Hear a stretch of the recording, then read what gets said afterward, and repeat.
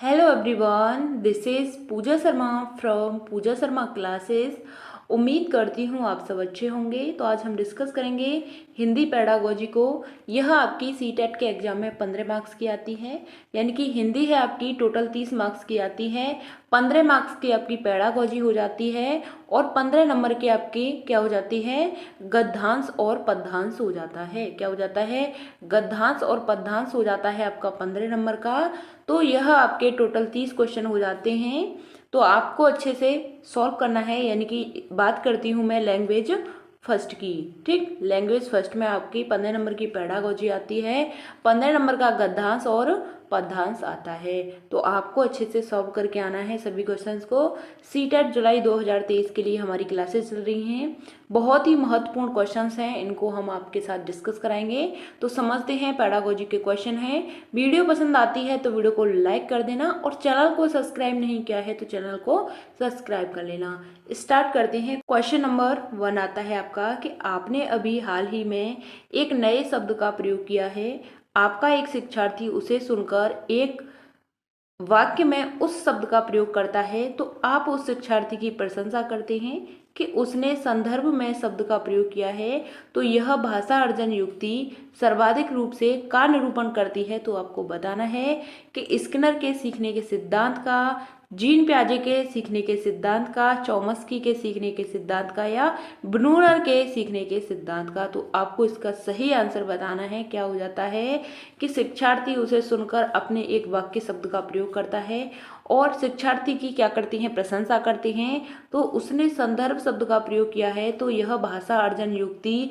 सर्वाधिक रूप से किसका निरूपण करती है, भाषा अर्जन की बात करती हैं। तो कौन आते हैं आपके, चॉम्स्की आते हैं। कौन आ जाते हैं, भाषा अर्जन की बात होती है आपके चॉम्स्की आते हैं। ऑप्शन नंबर 3 आपका सही आंसर हो जाता है। क्वेश्चन नंबर 2 आता है आपका कि शब्द दीवार शब्दों का समूह है। आपको बताना है शब्द दीवार शब्दों का समूह है जिसे कक्षा कक्ष की दीवारों पर बड़े आकार के अक्षरों में लिखा अथवा पेंट किया जाता है कि आप साफ साफ नजर आ जाए, यानी कि साफ साफ वहां से क्या आ जाए, नजर आ जाए। तो निम्नलिखित में से कौन सा साक्षरता का संप्रत्यय या कौशल इस शब्द दीवार में उपयोग से पढ़ाने के लिए सर्वाधिक उपयुक्त है। तो आपको बताना है संरचित कहानी कथन है, कठिन शब्दों का उच्चारण है, अक्षरों की या फिर मूल शब्दों को समझना है। तो आपको बताना है कि शब्द दीवार शब्दों का एक समूह है जिसे कक्षा कक्ष की दीवारों पर बड़े आकार के अक्षरों में लिखा अथवा पेंट किया जाता है तो साफ साफ अक्षर नजर आ सकें। तो कौन सा साक्षरता संप्रत्यय का कौशल उस दीवार के उपयोग में पढ़ाने के लिए सर्वाधिक उपयुक्त है। तो इसका सही आंसर होता है ऑप्शन नंबर आपका 4 के मूल शब्दों को समझना है। क्या है, मूल शब्दों को समझना है, क्योंकि वहाँ पे क्या किया जा रहा है, दीवार पर बड़े बड़े आकार के अक्षरों में लिखा जा रहा है, वहाँ पे पेंट किया जा रहा है ताकि साफ साफ नजर आ सके। तो क्या है, मूल शब्दों को समझना। ऑप्शन नंबर 4 आपका सही आंसर होता है। संरचित कहानी कथन यह नहीं है, कठिन शब्दों का उच्चारण अक्षरों की पहचान यह नहीं है। ऑप्शन नंबर आपका 4 सही आंसर है। क्वेश्चन नंबर आपका 3 आता है, हिंदी शिक्षा की एक सामान्य विशेषता है, आपको बतानी है प्रमाणिक पाठ्य सामग्री का प्रयोग करना। निम्नलिखित में से कौन सा प्रमाणिक पाठ्य सामग्री के उद्देश्य को सबसे कम पूरा करता है। ऐसे ही आपके पेडागोजी के क्वेश्चन आते हैं तो आपको इनको अच्छे से समझना है। तो बताना है कि स्वनियमों की नियमावली है, स्थानीय स्थिरता का भोजन मेन्यू है, या फिर स्वास्थ्य एवं स्वच्छता को बढ़ावा देने के हेतु मीडिया का प्रयोग करना है, या प्रकाशित पुस्तक की प्रतिक्रिया के रूप में लेखक का लिखा गया पत्र है। तो आपको इसका सही आंसर बताना है कि सामान्य विशेषता है, पाठ्य सामग्री का प्रयोग करना है। कैसी सामग्री, प्रमाणिक पाठ्य सामग्री का प्रयोग करना है। तो प्रमाणिक पाठ्य सामग्री का उद्देश्य सबसे कम पूरा करता है। तो इसमें आता है आपका ऑप्शन नंबर 1 स्वनियमों की नियमावली। क्या है, नियमावली आ जाती है वहाँ पे। यह क्या करता है, यह उद्देश्य को सबसे कम पूरा करता है, स्वनियमों की नियमावली। यहाँ पे आपके यह गलत हो जाते हैं। क्वेश्चन नंबर आपका 4 आता है, कक्षा 8 की अंग्रेजी की शिक्षिका शिक्षार्थियों को एक लघु कहानी पढ़ने और प्रत्येक वाक्य में सर्वनाम वह, तुम, आप, हम इसके बारे में चर्चा करती है। यह गतिविधि किस तरह के पठन के साथ सर्वाधिक रूप से संयोजित है, तो आपको बताना है किसके साथ यह सर्वाधिक संयोजित रूप से संयोजित करती है। तो विस्तृत पठन, बारीकी से पढ़ना, गहन पठन, प्रूफ पढ़ना। तो आपको इसका सही आंसर बताना है कि सर्वाधिक रूप से क्या कर रही है, संयोजित कर रही है। सर्वनाम दे रखे हैं आपको कि वह, तुम, आप, हम, इनके बारे में चर्चा करती है। तो वह कौन से पठन के बारे में बता रही है सबसे ज़्यादा, तो आपको बताना है विस्तृत पठन होता है, बारीकी से पढ़ना होता है, गहन पठन होता है, या फिर आपका प्रूफ के साथ पढ़ना होता है। क्वेश्चन नंबर 4 का आपका आंसर होता है ऑप्शन नंबर 3 के वह आपका क्या हो जाता है, गहन पठन हो जाता है। क्वेश्चन नंबर 4 का सही आंसर होता है ऑप्शन नंबर 3, वह आपका गहन पठन कहलाता है। क्वेश्चन नंबर आपका 5 आता है कि द्वितीय भाषा के रूप में अंग्रेजी सीखने वाली कक्षा 8 के बच्चों को वर्तनी सिखाने के लिए सबसे कम प्रभावी उपकरण निम्नलिखित में से कौन सा है। सबसे कम प्रभावी उपकरण निम्नलिखित में से कौन सा है, आपको बताना है। तो वह आपका चित्रात्मक शब्दकोश है, शब्द दीवार है, फ्लैश कार्ड द्विभाषी अंग्रेजी है, या फिर द्विभाषा पाठ्य वस्तु है। तो आपको इसका आंसर बताना है कि सबसे कम प्रभावी उपकरण की बात की गई है, तो सबसे कम प्रभावी उपकरण आपका क्या हो जाता है, चित्रात्मक चीज़ें होती हैं, यह आपकी सही होती हैं, यह बहुत ही ज़्यादा प्रभावशाली होती हैं, तो यह आपका गलत हो जाता है। शब्द दीवार वाला मैंने आपको यहाँ पे कराया था क्वेश्चन, वह भी आपका बहुत ही महत्वपूर्ण होता है यह जो सिखाने के लिए, तो यह आपका यहाँ पे भी गलत हो जाएगा। फ्लैश कार्ड के माध्यम से बच्चे सीखते हैं, तो यह भी प्रभावशाली तरीका है, यह गलत हो जाता है। द्विभाषा पाठ्य वस्तु, यह आपका यहाँ पे सही हो जाता है, क्योंकि जो पाठ्य वस्तु होती है इसके माध्यम से बच्चा है कम सीख पाता है, जबकि चित्रों के माध्यम से, शब्द दीवार के माध्यम से, फ्लैश कार्ड के माध्यम से बच्चा है सबसे ज़्यादा सीखता है, प्रभावशाली तरीका है। लेकिन आपका पाठ्य वस्तु है यह प्रभावशाली तरीका नहीं है, इसलिए यह आपका गलत हो जाता है। क्वेश्चन नंबर आपका 6 आता है कि निम्नलिखित में से कौन सा विचार भाषाविद नाम चॉम्स्की के द्वारा प्रस्तावित किया गया है।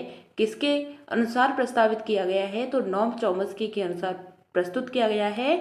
तो मनुष्यों में भाषा अर्जित करने की क्या होती है, जन्मजात समझ होती है, क्षमता होती है। ऑप्शन 2 आता है कि बच्चे अनुकरण और पुनर्वलन के माध्यम से भाषा सीखते हैं। ऑप्शन 3 आता है कि शुरुआती वर्षों में चीज़ों से परिचय के अभाव का भाव भाषा विकास पर नहीं पड़ता है।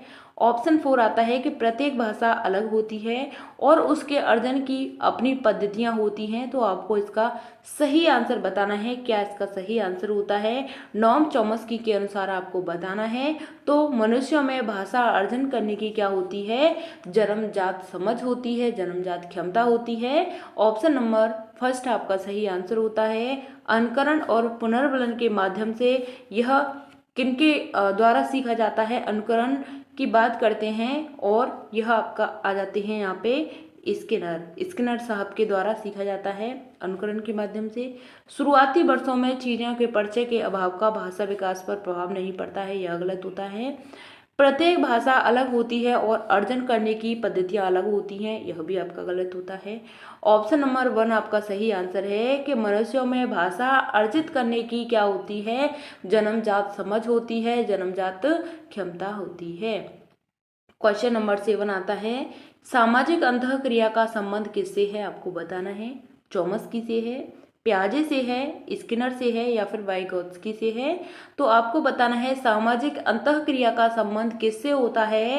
क्वेश्चन नंबर 7 का आंसर आपको बताना है कि सामाजिक अंतःक्रिया की बात करते हैं तो चॉम्स्की करते हैं, प्याजे करते हैं, स्किनर करते हैं, या वाइगोत्स्की करते हैं। तो इसका सही आंसर होता है आपका वाइगोत्स्की। सामाजिक की बात की जाए, यानी कि यह जो वाइगोत्स्की हैं किसकी बात करती हैं, हमेशा समाज की करते हैं और संस्कृति की। समाज संस्कृति की बात करने वाले कौन होते हैं? वाइगोत्स्की। किसी भी क्वेश्चन में आपको समाज से संबंधित कुछ भी पूछा जाए, वहाँ पे आपको ऑप्शन में वाइगोत्स्की दिख जाए तो हमेशा आपका सही आंसर होगा। तो समाज संस्कृति की बात करते हैं यानी कि SCL की बात करती है, सोशल की यानी समाज की, कल्चरल की यानी संस्कृति की, L मतलब लैंग्वेज की, भाषा की। यह इनके क्या हो जाते हैं? यह इनके टूल होते हैं यानी कि यंत्र होते हैं। आपको ध्यान में रखना है, यह इनके क्या हो जाते हैं? यंत्र हो जाते हैं। ऑप्शन नंबर आपका 4 सही आंसर हो जाता है। क्वेश्चन नंबर आपका 8 आता है कि कक्षा में बहुभाषिकता एक रणनीति के रूप में प्रस्तुत करने से क्या तात्पर्य है? आपको बताना है कि बहुभाषिता एक रणनीति के रूप में प्रस्तुत करने से क्या तात्पर्य होता है। तो शिक्षार्थियों की समान भाषा को अंग्रेजी माध्यम की कक्षा में पाठ्य वस्तु के अनुवाद के लिए प्रयोग करना, या शिक्षार्थियों की भाषा को भाषाओं के शिक्षण अधिगम तथा विषय वस्तु के लिए प्रयोग करना, या कक्षा में निर्देश की माध्यम से भाषा के सिवाय शिक्षार्थियों की अपनी भाषाओं का प्रयोग नहीं करने देना। ऑप्शन 4 आता है कि बहुभाषी वक्ता करने के लिए विद्यालय में अनेक भाषाएं सीखना। तो क्वेश्चन नंबर 8 का आपको सही आंसर बताना है कि बहुभाषिकता एक रणनीति के रूप में प्रस्तुत करने से क्या तात्पर्य होता है। तो आपको बताना है कि शिक्षार्थियों को समान भाषा में अंग्रेजी माध्यम की कक्षा पाठ्य वस्तु के अनुवाद के लिए प्रयोग करना, यह गलत हो जाता है। सिलेबस की बात की गई, पाठ्य वस्तु की बात की गई तो नेगेटिव हो जाएगा। आगे हम बात करते हैं कि शिक्षार्थियों की भाषाओं के शिक्षण अधिगम तथा विषय वस्तु के लिए प्रयोग करना। किसके लिए प्रयोग करना? भाषा को भाषाओं के शिक्षण अधिगम के लिए तथा विषय वस्तु के लिए प्रयोग करना। यह बात आपकी सही लग रही है। आगे देखते हैं, कक्ष में निर्देश की माध्यम से भाषा के सिवाय यहाँ पे नेगेटिव हो जाता है, सिवाय नहीं करना बिल्कुल गलत है। बहुभाषी वक्ता करने के लिए यानी कि बहुभाषी वक्ता करने के लिए विद्यालय में अनेक भाषाएं सीखना, तो यह भी गलत हो जाता है। यहाँ पे आपका ऑप्शन नंबर 2 सही आंसर होता है कि शिक्षार्थियों की भाषा को भाषाओं के शिक्षण अधिगम तथा विषय वस्तु के लिए क्या करना? प्रयोग करना। यह आपकी बहुभाषिकता की एक रणनीति के रूप में यह इसका तात्पर्य हो जाता है। ऑप्शन नंबर 2 सही आंसर है। क्वेश्चन नंबर आपका 9 आता है, निम्नलिखित कथनों में से कौन सा भाषा की कक्षा में साहित्यिक पाठ्य सामग्री के शिक्षण के संबंध में सत्य नहीं है? आपको बताना है कि साहित्यिक पाठ्य सामग्री का प्रयोग व्याकरण शिक्षण के लिए किया जाना चाहिए। आपको बताना है साहित्यिक पाठ्य सामग्री सराहना, आनंद तथा मजे के लिए होती है। साहित्यिक पाठ्य सामग्री समालोचनात्मक चिंतन का विकास करती है। साहित्यिक पाठ्य सामग्री सराहना, आनंद तथा मजे के लिए नहीं होती है। तो आपको बताना है कौन सा कथन क्या नहीं है? सत्य नहीं है। क्वेश्चन नंबर 9 का आंसर बताना है कि साहित्यिक पाठ्य सामग्री का प्रयोग व्याकरण शिक्षण के लिए किया जाता है। तो साहित्यिक जो पाठ्य सामग्री होती है उसका चित्रण हम किसके लिए करते हैं? हम व्याकरण के लिए करते हैं, शिक्षण व्याकरण के लिए करते हैं। बिल्कुल बात सही लग रही है। यहाँ पे पूछा है कि साहित्यिक पाठ्य सामग्री की सराहना आनंद मजे के लिए करते हैं, तो यहाँ पे यह गलत हो जाता है क्योंकि नहीं पूछा है इसलिए। ठीक, साहित्यिक पाठ्य सामग्री समालोचनात्मक चिंतन का विकास करती है, यह बात सही थी, लेकिन यहाँ पे नहीं पूछा है इसलिए नहीं वाला देखना है। साहित्यिक पाठ्य सामग्री की सराहना आनंद तथा मजे के लिए नहीं होती है, तो यह भी आपका गलत है। क्वेश्चन नंबर 9 का आंसर होता है आपका ऑप्शन नंबर 1 कि साहित्यिक पाठ्य सामग्री का प्रयोग हम व्याकरण शिक्षण के लिए करते हैं। यह आपका बिल्कुल गलत हो जाता है यहाँ पे, इसलिए यह सही होता है। नहीं पूछा है इसलिए सही है। क्वेश्चन नंबर 10 आता है, समाचार पत्र की मुख्य पंक्तियों पर सरसरी दृष्टि डालना किस प्रकार का पठन है? आपको बताना है किस प्रकार का पठन होता है। तो यह पठन कहलाता है। बारीकी से पठन होता है, सरसरी दृष्टि से देखना होता है, या फिर विस्तृत पठन होता है। तो आपको बताना है कि समाचार पत्र की मुख्य पंक्तियों पर सरसरी दृष्टि डालना यह क्या कहलाता है, यह कौन सा पठन कहलाता है, तो यह आपका सरसरी दृष्टि से देखना कहलाता है।